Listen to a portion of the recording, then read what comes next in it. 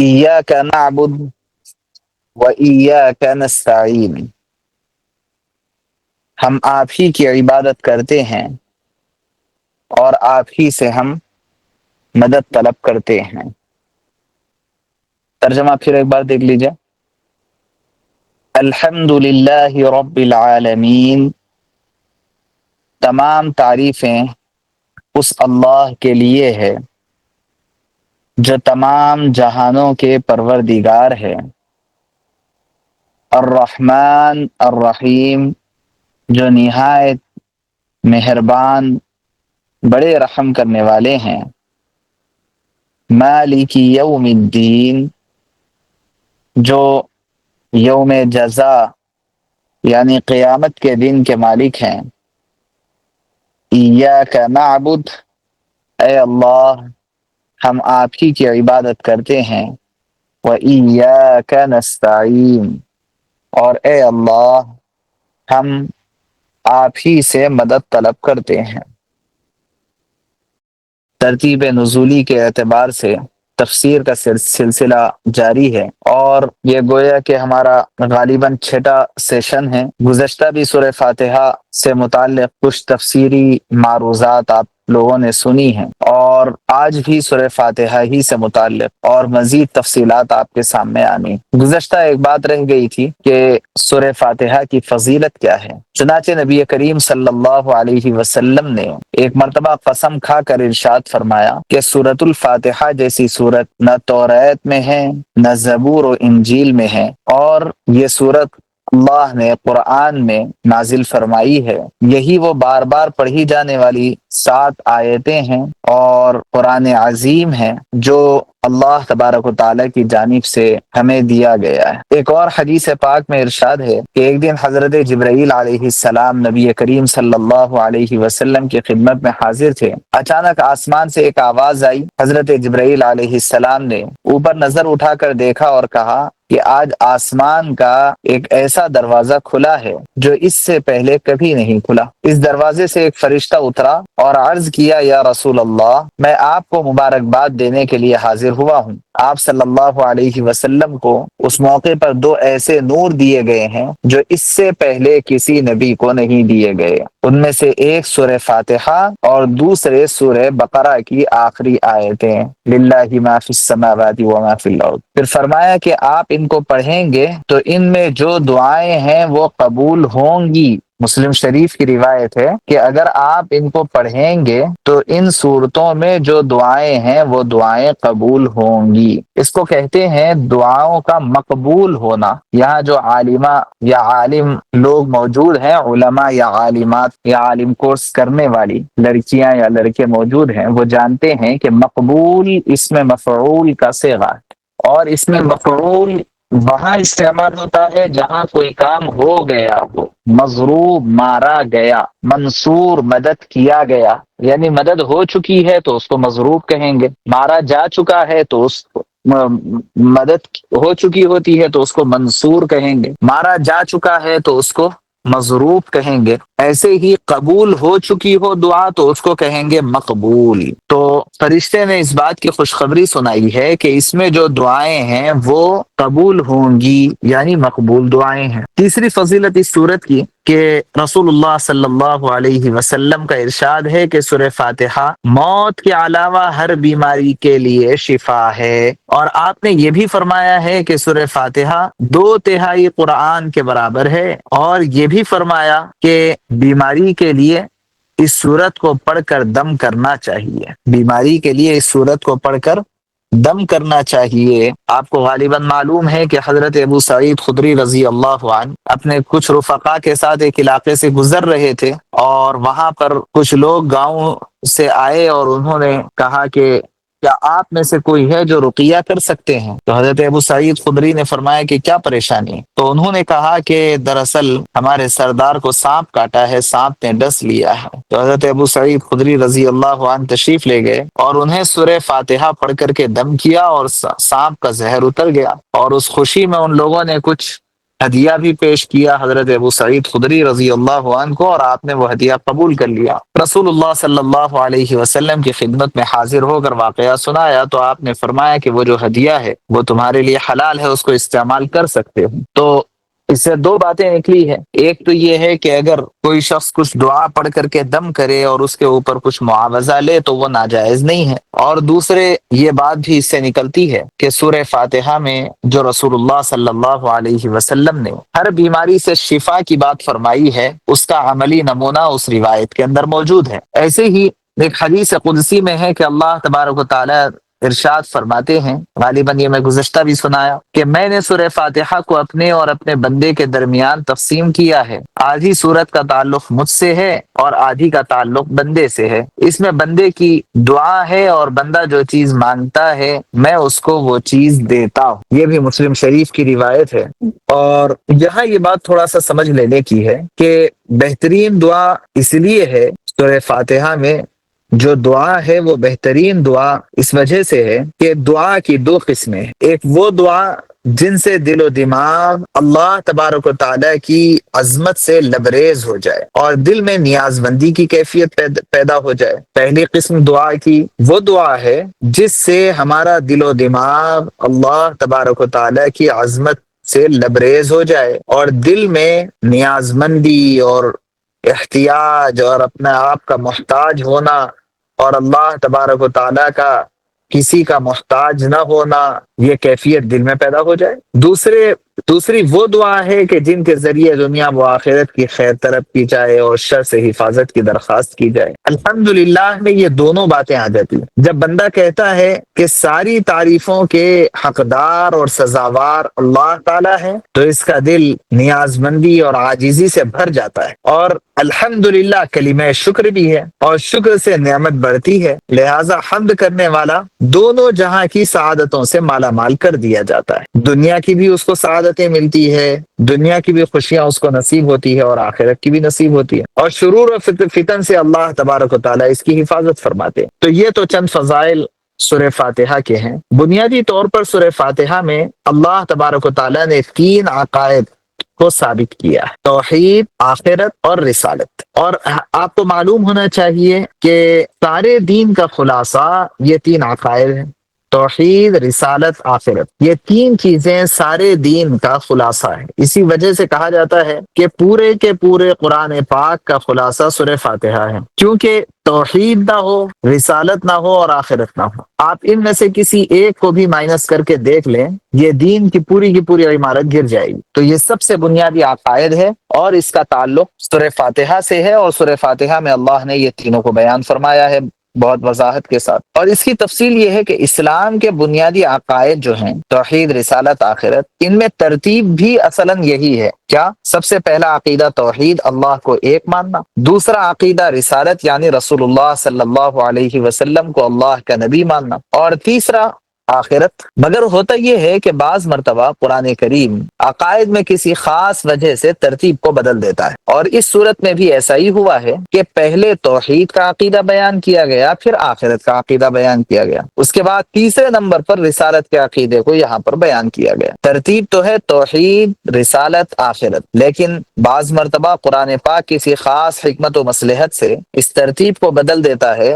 چنانچہ یہاں پر توحید، آخرت اور رسالت، یہ ترتیب یہاں پر موجود ہے۔ دوسری بات یہاں یہ سمجھنے کی ہے کہ قرآن کریم عام طور پر جب بات کرتا ہے، جب گفتگو کرتا ہے، جب اپنے مضامین کو بیان کرتا ہے تو قریب سے بیان کرتا ہے، مگر کبھی دور سے بھی اس کو بیان کرنے کی ضرورت پیش آتی ہے، اور آخرت کو تو راست بیان کرتا ہے، براہ راست آخرت کو بیان کرتا ہے۔ رسالت کے مسئلے کو مومنین کی ہدایت کی دعا کی صورت میں یہاں پر ذکر کیا ہے، رسالت کے مسئلے کو مومنین کی ہدایت کی دعا کی صورت میں یہاں ذکر کیا ہے، اور آدھی صورت میں مومنین کو ایک دعا کی تعلیم دی ہے کہ وہ اللہ سے ہدایت طلب کریں، اور ہدایت، دینی رہنمائی اللہ تعالیٰ اور رسول صلی اللہ علیہ وسلم کے ذریعے یہ ساری چیزیں ہدایت میں داخل ہیں۔ تو اس طرح رسالت کا مسئلہ یہاں پر زیر بحث آ گیا۔ پھر ہدایت عقائد و اعمال کے مجموعے کا نام۔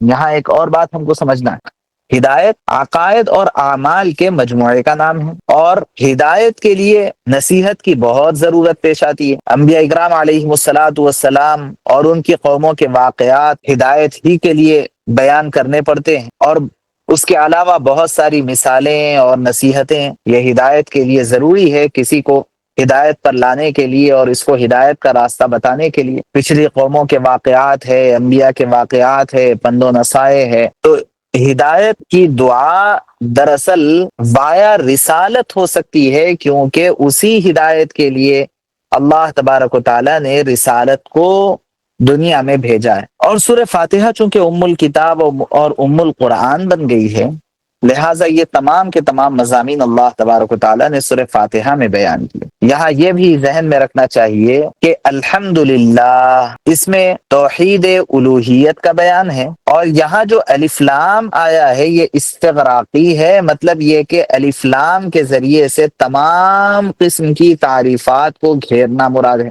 یعنی ہر حمد اللہ کے لیے ہے، اور اللہ ہی اصل تمام تعریفوں کے مستحق ہے اور سب تعریفوں کے لائق ہے، کیونکہ جہاں کہیں کوئی کمالات اور خوبیاں ہیں وہ تمام کی تمام خوبیاں اللہ تبارک و تعالیٰ کے صفت حمد کے نتیجے میں ہیں۔ اس سلسلے میں بہت تفصیل سے گزشتہ گفتگو آ چکی ہے۔ آگے اللہ نے فرمایا رب العالمین، اس میں توحید ربوبیت کا بیان ہے، یعنی اللہ تعالیٰ ہی سارے جہانوں کے پالنہار ہے، اس کو پال رہے ہیں۔ رب کے معنی ہے کسی چیز کو وجود بخشنا، یعنی نہ ہونے سے اس کو ہونے میں تبدیل کرنا، جس کو فارسی میں کہتے ہیں نیست سے ہست میں لانا، پھر اس چیز کو باقی رکھنے کا سامان مہیا کرنا، تاکہ جس چیز کو وجود بخشا گیا ہے وہ وجود میں آ کر ختم نہ ہو جائے، بلکہ اس کو باقی رکھنے کے لیے جو انتظامات کرنے پڑتے ہیں وہ انتظامات کرنا، پھر اس کو آہستہ آہستہ بڑھا کر اس کو کمال درجے تک پہنچا دینا۔ کیا کیا ہے؟ رب کس کو کہتے ہیں؟ نمبر 1،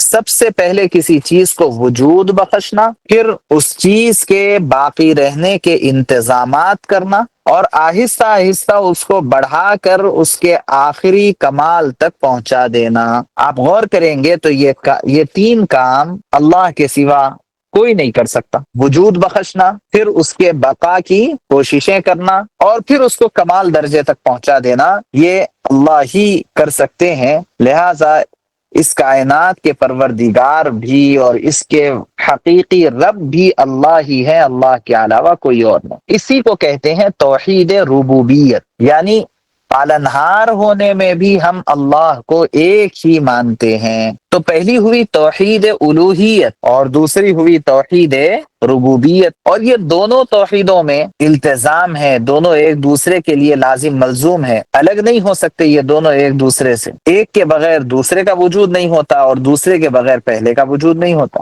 بہرحال یہ کچھ تفصیلات ہماری گزشتہ آ چکی۔ آج جو آیت ہے وہ ہے الرحمن الرحیم، بڑے زبردست اللہ کے صفاتی نام۔ رحمان تو وہ نام ہے جس کے سلسلے میں اللہ تبارک و تعالیٰ نے رسول اللہ صلی اللہ علیہ وسلم نے فرمایا کہ اللہ کو بہت پسند ہے، اسی وجہ سے مستقل ایک سورت اس نام سے ہے، سورہ رحمان۔ وجہ کیا ہے کہ الرحمن یہ ایک ایسے وزن پر یہ لفظ آیا ہے جس میں جوش کے معنی پیدا ہوتے ہیں، جیسے غضبان، فعلان کا جو وزن ہے اس میں کسی بھی چیز میں جب جوش ہوتا ہے تو اس کو فعلان کے وزن پر لاتے ہیں۔ غضبان کیا معنی؟ بہت غصے والا، جو غصے سے بے قرار ہو۔ فرحان جو خوشی میں آپے سے باہر ہو رہا ہو اس کو فرحان کہیں۔ شعبان جو بھوک سے بے قرار ہو رہا ہو، جس کی بھوک بہت جوش میں ہو اس کو کہتے ہیں شعبان۔ تو یہ فعلان کا جو وزن ہے اس کے اندر جوش کے معنی پیدا ہو۔ رحمان اللہ تبارک و تعالیٰ کی بہت خاص صفت، یعنی رحم کرنے میں اللہ تبارک و تعالیٰ اتنا آگے ہیں، اتنا آگے ہیں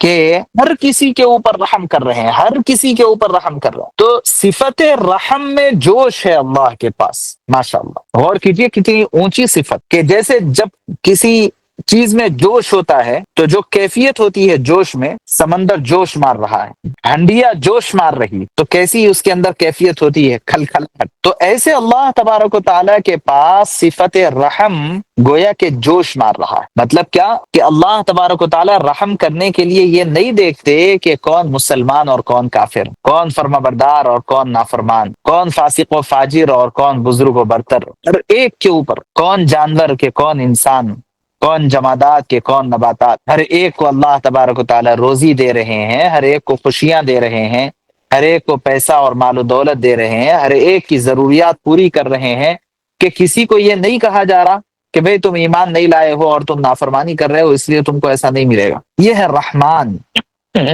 یہ اللہ کی صفت ہے۔ اور آپ غور کیجئے کہ اس صفت کی ہمیں کتنی زیادہ ضرورت ہے، کیونکہ اللہ معاف فرمائے ہم بڑے گناہ گار، اگر اللہ کی صفت رحمان ہماری طرف متوجہ نہ ہوتی تو پتہ نہیں کب ہماری روزی روٹی رک جاتی اور کب ہمیں اس دھرتی کے اوپر جینے کے حق سے محروم کر دیا جاتا، کہ ہمیں جینے کا حق نہیں ہے کیونکہ ہم نافرمان ہیں۔ لیکن اللہ کی صفت رحمان ہے جس کے نتیجے میں ہم اس دنیا میں آرام اور سکون کے ساتھ زندگی گزار رہے اور ساری مخلوقات اس دنیا میں زندگی گزار رہی۔ لہٰذا اس سوال کا جواب یہاں پر یہی ہے کہ دنیا میں کافر بھی ہیں، اللہ تعالیٰ ان باغیوں کو کیوں پالتے ہیں؟ تو اس کا جواب یہی ہے، وہ رحمان ہے، بے حد مہربان ہے، اس دنیا میں ان کی رحمت ہر کسی کے لیے عام ہے، اس لیے کفار کو بھی وہ روزی دیتے ہیں۔ لیکن دیکھیے کہ اگر صرف صفت رحمان ہو تو بعض مرتبہ اس کا نقصان بھی سامنے آتا ہے، کہ جیسے کسی شخص نے کسی بچے کو روتے ہوئے دیکھا کہ وہ فٹ پاتھ کے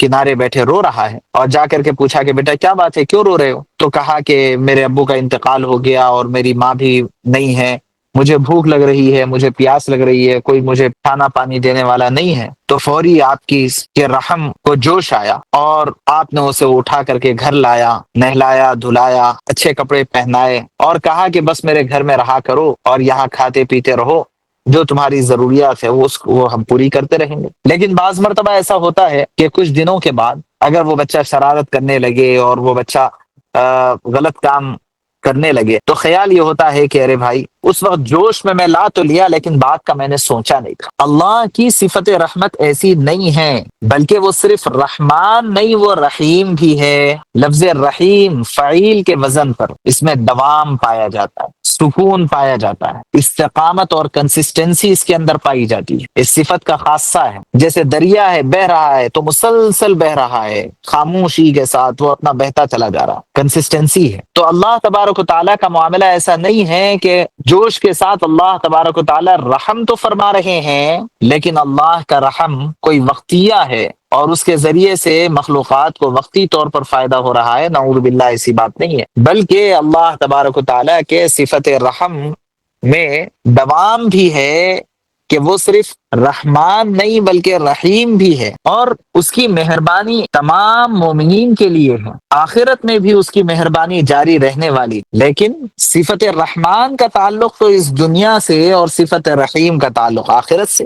دنیا میں تو اللہ تبارک و تعالی مسلمان کو اور کافر کو سب کو روزی دیں گے، لیکن رحیم اس کا تعلق مومنین سے ہوا کہ مومنین کے ساتھ یہ صفت مستقل آگے رہے گی، یعنی اس رحمت کا عموم آخرت میں صرف مومنین کے لیے ہوگا۔ تو اللہ تبارک و تعالیٰ کی یہ دو بہت خاص صفتیں ہیں، اور یہ وہ صفات ہے کہ جن صفات کے سمجھ میں آ جانے کے نتیجے میں اللہ تبارک و تعالیٰ کی عظمت اور محبت دل میں بھر آتی ہے۔ اسی لیے جو مسلم شریف کی روایت پیچھے فضیلت کے طور پر پیچھے پیش کی گئی تھی کہ جب بندہ سورہ فاتحہ پڑھنے لگتا ہے تو اللہ تبارک و تعالیٰ پہلی آیت پر جب بندہ کہتا ہے الحمدللہ رب العالمین، تو بس صرف یہ بندہ کہہ نہیں رہا ہے بلکہ اللہ کی طرف سے اس کا جواب بھی آ رہا ہے کہ میرے بندے نے میری تعریف کی۔ اور جب بندہ کہتا ہے الرحمن الرحیم تو اللہ کی طرف سے جواب آتا ہے کہ میرے بندے نے میری حمد و ثنا بیان کی۔ اور جب بندہ کہتا ہے مالک یوم الدین تو اللہ تبارک و تعالیٰ فرماتے ہیں میرے بندے نے میری بزرگی بیان کی۔ اور جب بندہ کہتا ہے ایاک نعبد و ایاک نستعین تو اللہ کی جانب سے جواب آتا ہے کہ یہ آیت میرے اور میرے بندے کے درمیان تقسیم ہے، کہ عبادت کرنا میرے بندے کا کام ہے اور اس کی مدد کرنا یہ میرا کام ہے، تو آپ دیکھیے کہ جب بندہ سورہ فاتحہ پڑھ رہا ہو اور وہ سمجھ کر کے اس کی تلاوت کر رہا ہو اور نماز میں پڑھتے ہوئے اس کے معنی اور مفاہیم کی طرف دھیان ہو، تو اس کے نتیجے میں کیا ہوگا؟ دل میں عظمت پیدا ہو جائے گی، اور یہ عظمت اللہ سے قریب کرے گی، اور جب اللہ کا تقرب حاصل ہوگا تو اس کے بعد کوئی مسئلہ نہیں رہے گا، کوئی مصیبت نہیں رہے گی، کوئی پریشانی نہیں رہے گی، ساری چیزیں مل گئی جب اللہ مل گیا۔ آپ نے سنا ہوگا کہ ایک بادشاہ نے اعلان کیا کہ جو خزانے کی جس چیز پر ہاتھ رکھ دے وہ اس کا ہے۔ ایک عقل مند بادی وہیں کھڑی کی کھڑی رہی، سارے کے سارے لوگ خزانہ لوٹنے چلے گئے، بھاگ پڑے۔ اس باندھی سے بادشاہ نے پوچھا کہ آخر یہاں کیوں کھڑی ہے، جا کر کے تو بھی لوٹ لے۔ تو اس نے بادشاہ سلامت کے سر پر ہاتھ رکھ کر کے کہا کہ آپ میرے ہیں، کیونکہ جب آپ میرے ہیں تو سب کچھ میرا ہے۔ ایسے ہی جس نے اللہ کو اپنا بنا لیا تو سب کچھ اس کا ہو گیا۔ سنا حضرت موسیٰ علیہ السلام کی جانب یہ بات منسوب ہے کہ کسی نے پوچھا تھا کہ اگر آسمان کو کمان بنا دیا جائے اور اوپر سے برسنے اور جتنی مصیبتیں اور پریشانیاں آ رہی ہیں اس کو تیر مان لیا جائے، آسمان کو کمان اور اوپر سے آنے والی تمام مصیبتوں کو تیر مان لیا جائے، اور یہ تیر ہم پر برس رہے ہوں، تو اب ان تیروں سے بچنے کا راستہ کیا ہے؟ کہاں بھاگ کر کے ہم بچیں گے؟ کسی حکیم نے پوچھ لیا، کسی عقل مند نے یہ پوچھا، تو حضرت موسیٰ علیہ السلام نے جواب دیا کہ تیر چلانے والے سے جا کر کے مل جاؤ تو تیروں سے بچ جاؤ گے۔ تو یہ سن کر کے وہ حکیم اور عقل مند شخص جو یہ سوال کر رہا تھا بڑا خوش ہوا، اور خوش ہو کر کے پوچھا کہ آپ اللہ کے نبی ہیں؟ تو حضرت موسیٰ علیہ السلام نے فرمایا کہ ہاں، میں اللہ کا نبی موسیٰ ہوں۔ تو اس نے کہا کہ اب تک سینکڑوں لوگوں سے میں نے یہ سوال کر لیا لیکن کسی نے جواب نہیں دیا، اور آپ نے اس کا اتنا بہترین جواب دیا، تو اس سے میں نے پہچان لیا کہ اللہ کا نبی ہی یہ جواب دے سکتا ہے۔ تو اگر مصائب اور پریشانیاں ہیں تو اللہ سے جڑ جائیں، اللہ سے قریب ہو جائیں، سب حل ہو جائیں گے۔ تو آپ دیکھیے کہ جب سورہ فاتحہ کی تلاوت ہو رہی ہو اور اس کا آغاز ہو رہا ہو تو دل عظمت سے بھر آتا ہے، اور عظمت کے نتیجے میں اللہ کا قرب پیدا ہوتا ہے، اور اللہ سے قریب ہو جائیں گے تو سارے مسائل حل ہو جائیں گے۔ اس کے بعد والی آیت ہے مالک یوم الدین، اللہ کی ذات وہ ہے جو یوم جزا کا مالک۔ اب یہاں مالک یوم الدین، کیا اللہ صرف یوم جزا یعنی قیامت کے مالک ہیں؟ اللہ تو زمین و آسمان اور دنیا آخرت سب کے مالک ہیں، لیکن یہاں پر صرف یوم الدین کہا جا رہا ہے، قیامت کے دن کے مالک کہا جا رہا ہے، تو اس کا کیا مطلب ہے؟ دراصل اوپر جو الرحمن الرحیم بیان کیا گیا اس کے بعد مالک یوم الدین آیا ہے تو خصوصیت کی دلیل کے طور پر یہ آیا ہے، یعنی آخرت میں رحمت مومنین کے ساتھ خاص اس لیے ہے کہ اس دن تنہا اللہ ہی مالک ہوں گے، کسی کی مجازی ملکیت بھی نہیں ہوگی۔ آپ دنیا میں دیکھیں گے کہ اس دنیا میں مجازی ملکیتیں ہیں بہت ساروں کی، کہ آپ اپنے گھر کے بھی مالک ہے،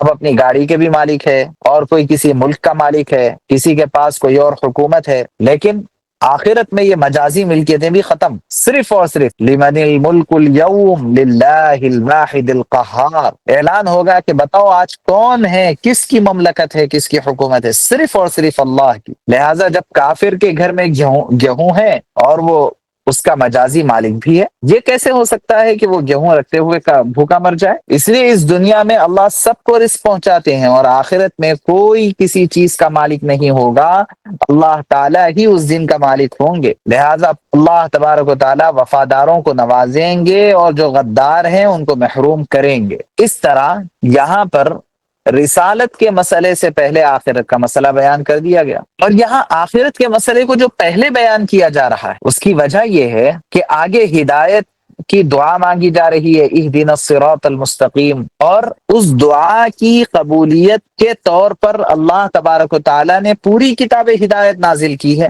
تو اس دعا کے ساتھ اس کی قبولیت کو جوڑ دیا جائے، اس لیے ہدایت اور رسالت کو اللہ نے بعد میں بیان کیا اور آخرت کے عقیدے کو اللہ نے پہلے بیان کر دیا۔ تو اب چونکہ آخرت میں اللہ کے علاوہ کوئی اور مالک نہیں ہے، صرف اور صرف اللہ تبارک و تعالیٰ مالک رہیں گے، وہاں کسی کی مجازی ملکیتیں بھی نہیں رہے گی، تو اس کی اہمیت بہت زیادہ ہے کہ وہ اللہ جو آخرت کا مالک ہے تو دنیا کے اندر بھی اسی کی ملکیت ہوگی اور اسی کی حکومت ہوگی، اور دنیا کے اندر پھر بھی آدمی کسی ایک سے کام نہیں بنا دوسری جگہ چلا جاتا ہے، دوسرے سے کام نہیں بنا تیسری جگہ چلا جاتا ہے، لیکن آخرت میں تو اللہ کے علاوہ کوئی اور ماوا ہے، نہ کوئی اور ملجا ہے، نہ کوئی اور ٹھکانہ ہے۔ پریشان ہوگا این المفر، کہاں ہے بھاگنے کی جگہ؟ کوئی بھاگنے کی جگہ نہیں۔ تو دنیا کے اندر تو کوئی بھی پناہ گاہ مل سکتی ہے، لیکن آخرت میں کوئی پناہ گاہ نہیں۔ لہٰذا اس سے ہمارا ذہن اور ہماری فکریں مرکوز ہوتی ہے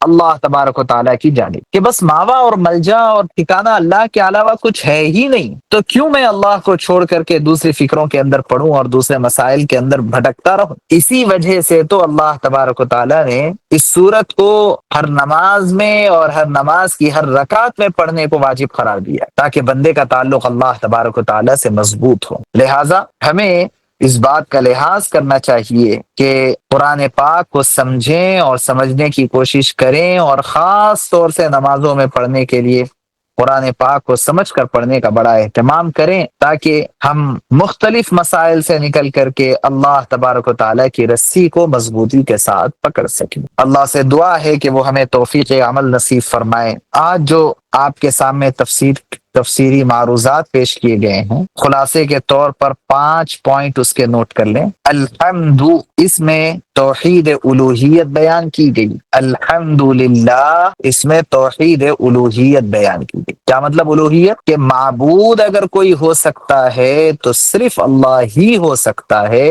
کیونکہ جب تمام تعریفوں کے لائق وہی ہے تو عبادت کے لائق بھی وہی ہوں گے۔ رب العالمین، اس میں توحید ربوبیت بیان کی گئی۔ مطلب کیا؟ توحید ربوبیت، رب کا ایک ہونا۔ ٹھیک، مطلب یہ ہے کہ پالنہار سارے عالم کا اگر کوئی ہو سکتا ہے حقیقت میں تو وہ اللہ ہی ہو سکتا۔ رحمان، اس کا تعلق دنیا میں اللہ کے رحم سے ہے کہ فرما بردار اور نافرمان سب پر اس کا رحم عام ہے۔ رحیم، یہ لفظ کے اندر بھی دوام پایا جا رہا ہے، اس کا تعلق آخرت سے ہے کہ آخرت میں اس کا رحم صرف مومنین کے ساتھ خاص ہوگا۔ ایسے ہی یہ بھی لکھ لیں کہ رحمان میں جوش کے معنی پائے جاتے ہیں اور رحیم میں دوام کے معنی پائے جاتے ہیں۔ 4 پوائنٹ ہو گئے۔ 5واں پوائنٹ ہے کہ اللہ تبارک و تعالیٰ آخرت کے دن کے مالک ہیں، حالانکہ وہ دنیا اور دنیا کی ہر چیز کے مالک ہیں۔ اس کے باوجود آخرت کو خاص کرنے سے مقصود یہ ہے کہ دنیا میں اگر ایک سے کام نہ بنے تو بندہ دوسرے سے امید لگا لیتا ہے، لیکن آخرت میں سوائے اللہ کے کوئی اور ٹھکانہ نہیں ہوگا۔ لہٰذا اس آخرت کو درست کرنے کے لیے دنیا کی پوری زندگی صحیح طریقے سے گزارنا، یہ ہمیں سبق ملتا ہے۔ اللہ سے دعا ہے کہ اللہ تبارک و تعالی ہم سب کو توفیق عمل نصیب فرمائے۔ جزاکم اللہ خیرہ۔